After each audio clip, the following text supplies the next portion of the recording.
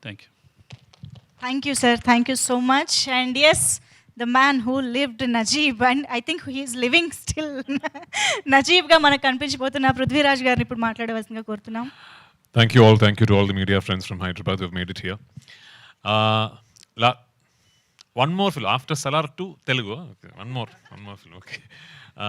So last time I was in Hyderabad, I was talking to you about a film in which I played the king. You know, I played Varadarajamannar in Salaar. Now I'm talking to you about a film in which I play a slave, Najeeb from aadujeevitham. The difference being Varadarajamannar and Salaar is entirely Prashant Neil's imagination. Najeeb and aadujeevitham is real life. I don't know how many of you know this, but this is a true life story. Najeeb is alive and well amongst us today, and the book was written from his first person account of what he went through. The ordeal he had to suffer in the early 90s when he went to the Gulf in search of a better life. The book was written by Benny Amin. In 2008, it was published. And immediately it became a smash hit. Like all over Kerala, people were talking only about that one book. And in about 1 month, all of us, all actors, directors, everybody was like, aadujeevitham, we have to somehow get the rights. We have to try and make a film. As destiny would have it, the one filmmaker who managed to get the rights is Blessy sir. And as destiny would have it, Blessy sir thought I should play Najeeb. He came to me with the film in 2009. I committed this film in early 2009. So almost 16 years ago, I committed this film.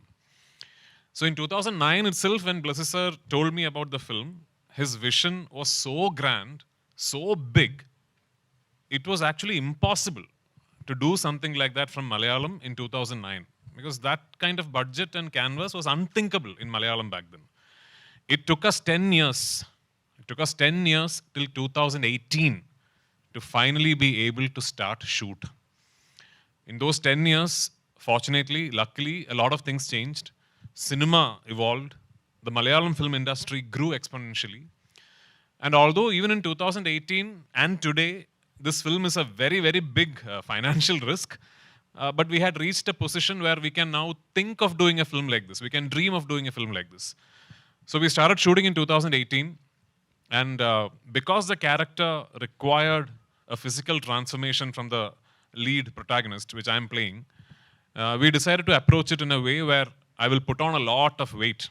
So I put on a lot of weight for the film in the beginning, so that when I lose weight, the change will be very, drastic. So in the love song and all, you will see very fat. No, so I put on a lot of weight, and we shot the Kerala portions. And in 2019 beginning, we went to Jordan, Wadiram, and we shot the first desert schedule. Then we stopped the shooting for 7 months, I think, for me to lose weight. So my goal was to try and lose as much weight as I can. And I don't know, I think I tried so hard that I ended up losing 31 kilos for the film. And early 2020, we went back to Jordan, now to shoot the thin portions.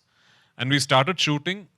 A few days later, COVID-19 struck and the entire world was shut down. We had to stop shooting. Not only did we have to stop shooting, for almost 3 months, our entire crew was stuck in the desert, not shooting, not doing anything, not able to come back. Almost 3 months later, we got a Vande Bharat flight, a repatriation flight back to India, and we came. When we came back to India at that time, Blessy sir and me, we had no idea if we will ever be able to shoot this film again, because nobody knew what the other side of the pandemic was. Thankfully, 1.5 years later, we got to regroup. Then we went to Algeria, in the middle of the Sahara Desert. We went to a place called Timimoun. And from Timimoun, you have to drive a bit into the desert to reach our shooting location. I don't think any film crew has ever been there. And I don't think it is going to be easily possible also. Because it will need one madman like this to actually take a 120-member crew and go to some place like that. It's like right in the middle of the Sahara Desert. So we shot one big schedule there in Algeria.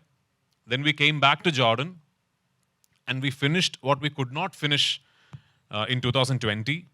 Finally, we came back to Kerala, and in 2022, we finished some patchwork of the film, and in 2022, finally, the journey that started in 2008, in at least the principal photography, came to an end.